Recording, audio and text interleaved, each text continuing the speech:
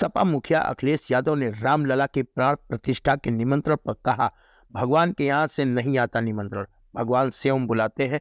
उत्तर प्रदेश में 80 हराओ भाजपा हटाओ का नारा दिया। बिना जातिगत जनगणना के सामाजिक न्याय संभव नहीं है। लोकसभा चुनाव में आजमगढ़ से आएगा ऐतिहासिक परिणाम। आजमगढ़ के परिणाम का पूरा देश इंतजार कर रहा है। समाजवादी पार्टी के राष्ट्रीय अध्यक्ष अखिलेश यादव ने अयोध्या में रामलला की प्राण प्रतिष्ठा में निमंत्रण के सवाल पर कहा कि भगवान के यहाँ से कोई किसी को निमंत्रण नहीं आता, भगवान अपने आप बुलाते हैं। भगवान बुलाएंगे तो हम जाएंगे। उन्होंने कहा कि लोगों की कोई पूछ नहीं है। आजमगढ़ के थाना सरायमीर क्षेत्र के ग्राम निजामुद्दीन पट्टी में आयोजित शादी समारोह में पहुंचे सपा मुखिया ने उम्मीद जताई है कि आगामी 2024 के लोकसभा चुनाव में आजमगढ़ से ऐतिहासिक परिणाम आएगा। ऐतिहासिक परिणाम का इंतजार पूरे देश को भी है। उत्तर प्रदेश में आने वाले चुनाव में सबसे बड़ी भूमिका निभाने जा रहा है और मुझे उम्मीद है कि जनता निर्णय लेगी और भारतीय जनता पार्टी का सफाया उत्तर प्रदेश से होगा। इसलिए कई बार समाजवादी पार्टी और गठबंधन की ओर से कहा गया कि उत्तर प्रदेश से बीजेपी को हटाने का मतलब है कि देश से बीजेपी को हटाना। 80 हराइए, बीजेपी को हटाइए, इस नारे पर समाजवादी के लोग लगातार काम कर रहे हैं। उन्होंने कहा कि पीडीए ही एनडीए का मुकाबला करेगा। कहा कि बीजेपी ने वादे किए, किसानों की आय दुगनी होगी, नौजवानों को नौकरी और रोजगार देना। आज कम से कम इनको बताना चाहिए कि कितने लोगों को नौकरी दी है और कितने लोगों को रोजगार मिल गया। बड़ी बड़ी मैगजीन, टीवी और अखबार में विज्ञापन तो बड़े बड़े हैं।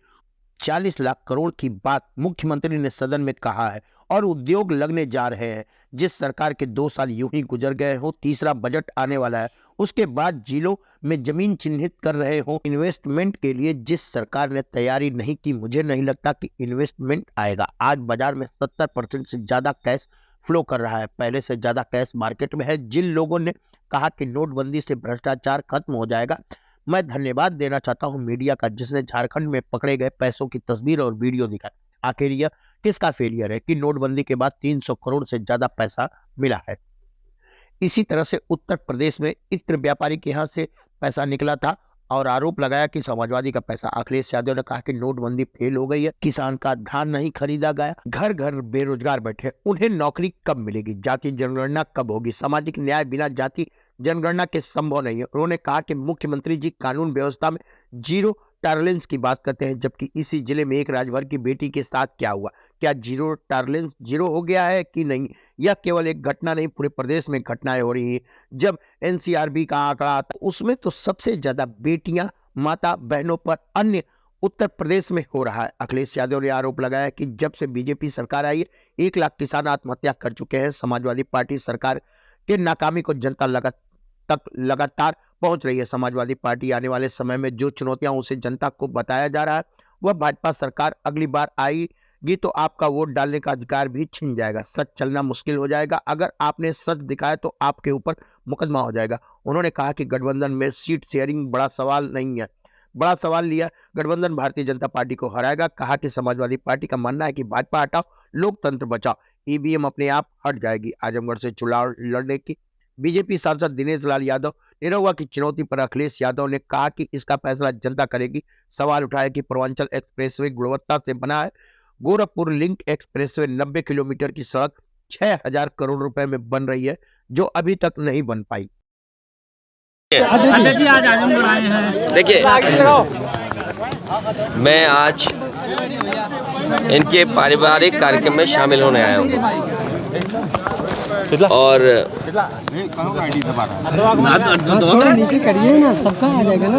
शादी का और पारिवारिक कार्यक्रम में मैं शामिल होने आया हूँ और बधाई देने आया हूँ परिवार को।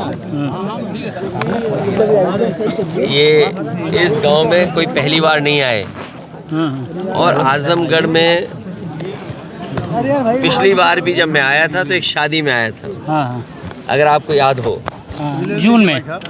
और लगातार समाजवादी पार्टी कार्यक्रम कर रही है और मुझे उम्मीद है कि आने वाले चुनाव में आजमगढ़ से ऐतिहासिक परिणाम आएगा।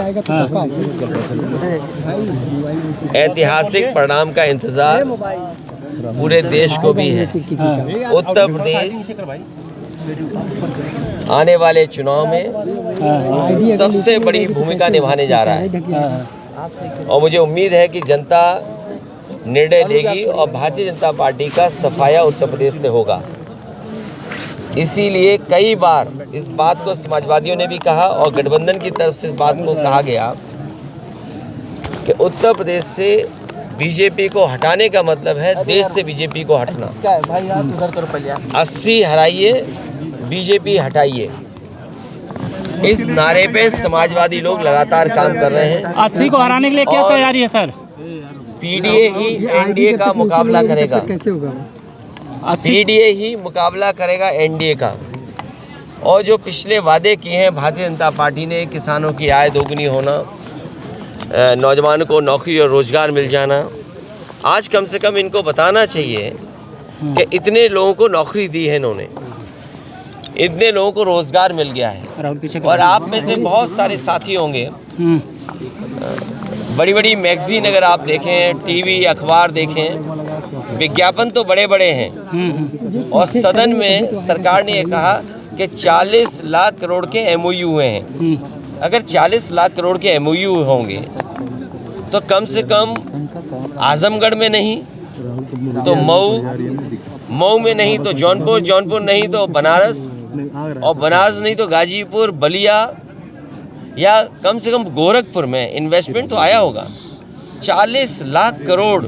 और on the floor of house कहा मुख्यमंत्री जी ने कि 40 लाख करोड़ के एमओयू हुए हैं और उद्योग लगने जा रहे हैं। जिस सरकार के 2 साल यूं ही गुजर गए हों, तीसरा बजट आने वाला हो और उसके बाद ज़मीनें चिन्हित कर रहे हों कि हमें जिलों में ज़मीनें चाहिए तब इन्वेस्टमेंट आएगा, तो जिस सरकार ने तैयारी नहीं की, मुझे नहीं लगता है कि इन्वेस्टमेंट आएगा। आज बाज़ार में 70% से ज़्यादा कैश फ्लो कर रहा है। पहले से ज़्यादा कैश आज मार्केट में है। जिन लोगों ने ये कहा कि नोटबंदी होने से भ्रष्टाचार खत्म हो जाएगा, आपने, हमने, सबने तस्वीरें देखी हैं। और मैं धन्यवाद देना चाहता हूं तमाम अपने यूट्यूबर्स को, चैनल के लोगों को, जिन्होंने झारखंड में जो पैसा पकड़ा गया उसकी तस्वीरें, उसकी वीडियो दिखाई। तो आखिरकार किसका फेलियर है ये? जो सरकार ने नोटबंदी की हो और उसके बाद 300 करोड़ से ज़्यादा पैसा निकले। क्या इसी तरह उत्तर प्रदेश में याद कीजिए कि इत्र व्यापारी पे निकला था पैसा, और आरोप ये सरकार ने लगाया कि ये समाजवादियों का है। मैं तो बड़ी जिम्मेदारी के साथ आपसे कह रहा हूँ कि चुनाव आने वाला है, ये बीजेपी वालों ने जो आरोप लगाए थे, कम से कम उस इत्र व्यापारी से समाजवादियों की मदद तो कराओ। तो आपकी वो पॉलिसी फेल हो गई, किसान का धान नहीं खरीदा गया, घर घर बेरोजगार बैठे, उन्हें कब नौकरी मिलेगी, और फिर जाति जनगणना कब होगी? सामाजिक न्याय बिना जाति जनगणना के संभव नहीं है। कुछ लोग सब कुछ पा रहे हैं।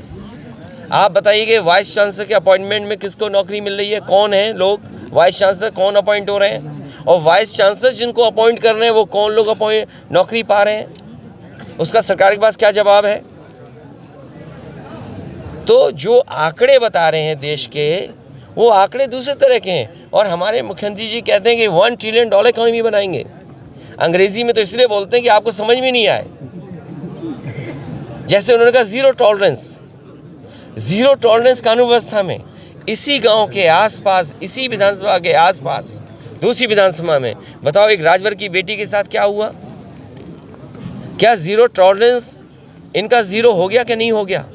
और केवल एक घटना नहीं, आप पूरे उत्तर प्रदेश में देख लीजिए कितनी घटनाएं हो रही हैं। और जब एनसीआरबी का आंकड़ा आता है तो उसमें सबसे ज़्यादा बेटियां, माताएं, बहनों पे कहीं अन्याय हो रहा है तो उत्तर प्रदेश में हो रहा है। और फिर आप ये क्यों भूल जाते हो? अभी शहीद हुए हैं लोग, हमारे फौजी शहीद हुए, और जब शहीदों का शरीर आया, पार्थिव शरीर आया, तो अधिकारियों के निर्देश ये थे कि उस कॉफिन को खोला नहीं जाएगा क्योंकि उसके अंदर कुछ था ही नहीं। और फिर हमारे आपके रक्षा मंत्री कहाँ गए? उन परिवारों के बीच में बैठने गए जिन परिवारों के सदस्यों की जान ले ली। क्या अधिकारियों पे उंगली नहीं खड़ी हुई? प्रश्न नहीं खड़े हुए? जब से इनकी सरकार आई है, सरकार हमें आंकड़े दिखाए, जनता को बताए कि कितने लोगों की जान गई है, शहीद कितने हो गए। वो आंकड़े कहाँ हैं? हर महीने कहीं ना कहीं हमें खबरें मिलती हैं, सुनने को मिलता है कि इसकी जान चली गई।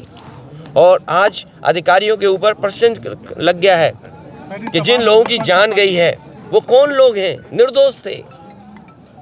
और फिर एनसीआरबी का आंकड़ा पलट गया। आप जब से इनकी सरकार आई है 1 लाख किसान आत्महत्या कर चुका है। इन तमाम मुद्दों पर 1 लाख किसान आत्महत्या कर चुका है। तो ये तमाम वो सवाल हैं जो समाजवादी पार्टी लगातार जनता के बीच में ले जा रही है। हम अपने कार्यकर्ताओं के माध्यम से जनता तक पहुंचा रहे हैं। संगठन की बैठक करके आने वाले समय में जो चुनौतियां हैं उनको बता रहे हैं। भारतीय जनता पार्टी आएगी तो आपको वोट डालने का अधिकार भी छिन जाएगा। पत्रकार साथियों, सच बोलना, सच चलाना भी आपके लिए मुश्किल हो जाएगा। अगर आपने सच दिखाया तो आप पे मुकदमा हो जाएगा। सीट शेयरिंग पे इंडिया गठबंधन की अगली बैठक कब होगी? बहुत जल्दी। सीट शेयरिंग कोई बड़ा सवाल नहीं है। बड़ा सवाल ये है कि गठबंधन भारतीय जनता पार्टी को हराएगा। देखिए, मैं आपको ये कहता हूँ, स्पॉन्सर मत करिए अपनी न्यूज़। मैंने कहा कि 96%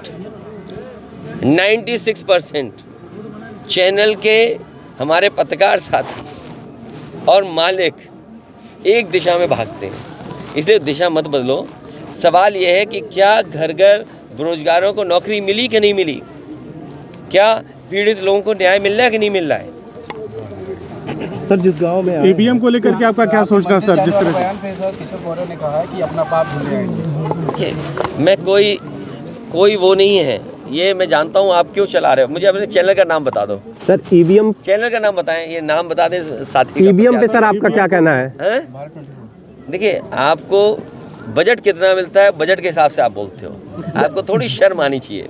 जब मैं ये बात कहूँ कि 1 लाख किसान आत्महत्या कर चुका है 9 साल में, तो उसका जवाब है कि आप भारत 24 पर और जो कश्मीर में हुआ है, आप भरोसा दिलाना चाहते हो, भरोसा जीतना चाहते हो कि आपके फ़ौज के लोगों ने नहीं जान ले ली, निर्दोष लोगों की, सिविलियंस की जान ले ली। उसके लिए क्या रक्षा मंत्री को जाकर उनके परिवार से नहीं मिलना पड़ा? तो फेलियर आपका है। नोटबंदी आपका फेलियर, फार्मर्स की आय दोगुनी आपका फेलियर, अनएम्प्लॉयमेंट हाईएस्ट, आपका कैश सर्कुलेशन सबसे ज़्यादा। आप क्या दिखाना चाहते हो? और 80 करोड़ लोगों को आपको राशन देना पड़ रहा है। सर, जनता इन फेलियर को क्यों नहीं समझ पा रही है? ये समझेगी क्योंकि हमारे साथी कुछ और समझाना चाहते हैं। सर, 24 के चुनाव को लेकर आजमगढ़ और सर बताएं सर, जनता क्यों नहीं समझ रही है? जनता समझेगी और बहुत करीब पहुंच करके समाजवादी पीछे रह गई, वरना समाजवादियों को तो जनता ने समर्थन दे दिया था। आजमगढ़ लोकसभा सर, ईवीएम को लेकर सर आपका क्या स्टैंड है? देखिए, ईवीएम पर देखिए, इधर आपने देखा होगा हर गांव में लगा दे टीवी या एलईडी वैन चल रही है। हमारे प्रधान दुखी हैं कि उनकी जेब से पैसा लिया जा रहा है। हमारे जनप्रतिनिधि परेशान है कि उनकी जानकारी में नहीं है। चुन गई पार्टी दूसरी, वोट मांगा जा रहा दूसरे का। दुनिया में अगर विकसित भारत बनाना चाहते हैं आप, तो विकसित देशों की आपको कुछ तो चीज़ें अपनानी पड़ेंगी। अगर विकसित देश अमेरिका है, विकसित देश जापान है, विकसित देश जर्मनी है, और विकसित देश अगर इंग्लैंड मानता है अपने आप को, और दुनिया में बहुत सारे देश हैं, आप अपने देश को विकसित बनाना चाहते हैं, तो सबसे पहले अपने लोकतंत्र पे लोगों का भरोसा जगाइए। और जो विकसित देश कर रहे हैं, जर्मनी के सबसे बड़े कोर्ट ने ये कहा कि अगर ईवीएम से वोट पड़ेगा तो वो अनकॉन्स्टिट्यूशनल होगा। क्या हम उस दिशा में काम करने जा रहे हैं? इसीलिए समाजवादी पार्टी का मानना है बीजेपी हटाओ, लोकतंत्र बचाओ, ईवीएम अपने आप हट जाएगी। सर, 24 के चुनाव को लेकर आजमगढ़ में सपा किसको लेके आ रहे हैं? तुम्हारा चैनल ही जाने किस दिशा में जा रहा है, इसके सिग्नल किसी और सैटेलाइट से कनेक्ट हो गए। बीजेपी सांसद निरहुआ ने बयान दिया है कि आजमगढ़ 24 में अगर अखिलेश आएंगे तो चुनाव लड़ने में मजा आएगा। किससे, कौन कह रहा है? बीजेपी सांसद दिनेश आजमगढ़ आज ही बयान दिया। देखिए, मजा किसको आएगा? मजा तुम तो नहीं लेना चाहते हो। नहीं सर, बयान है मेरे पास। अच्छा, बयान है तो कोई बात नहीं, बयान अपने पास रखिए, रिकॉर्ड किए और खूब चलाइए आप। देखिए, जनता तय करेगी। आप जिस पूर्वांचल एक्सप्रेसवे पे आते हैं, क्या उस गुणवत्ता से बना? आप में से जितने पत्रकार साथी खड़े हो, मैं फिर कहता हूं, और गूगल पे देख करके या वेबसाइट पे देख करके ऑफिशियल रिकॉर्ड निकालना। मुख्यमंत्री जी ने सदन में ये कहा कि जो गोरखपुर लिंक है वो 3000 करोड़ का बन रहा है। सच्चाई है कि वो 6000 करोड़ का है। तो सोचिए आप, 90 किलोमीटर सड़क 6000 करोड़ की बन रही है, और कब बन जानी चाहिए थी, आज तक नहीं बन पाई। ये सवाल ही नहीं है आपके लिए। सर, जिस गांव में आए हैं उस गांव की सड़कें बड़ी अच्छी सरकार बनेगी तो और अच्छी होंगी। सर, मंदिर उद्घाटन से निमंत्रण आया आपको? भगवान कैसे किसी का निमंत्रण नहीं आता, भगवान अपने आप बुलाते हैं सबको। आप जा रहे हैं? आप जाएंगे? भगवान, आपको पता है कि भगवान ने बुलाया हमें, और जब तुम्हें बुलाएंगे भगवान, हमें भी नहीं पता होगा। तो अगर भगवान का बुलावा आ जाए तुम्हारे लिए तो क्या हमें पता होगा? सर, खड़गे जी तो और सोनिया जी को बुलाया गया, बुलावा आएगा तो हम लोग जाएंगे। हम उसी परंपरा के लोग हैं, हम उसी परंपरा। सर एक बात बताएं, देखिए, पीडीए के लोगों की कोई पूछ नहीं है। में जो यहाँ की आपकी स्थिति थी, वो एक संगठन को नहीं उसके बाद दिखाई दे रहा है। किसने बता दिया आपको? बिल्कुल सही, देखने में नहीं मिलता है। नहीं, और उससे अच्छा परिणाम आएगा इस बार, देखिएगा।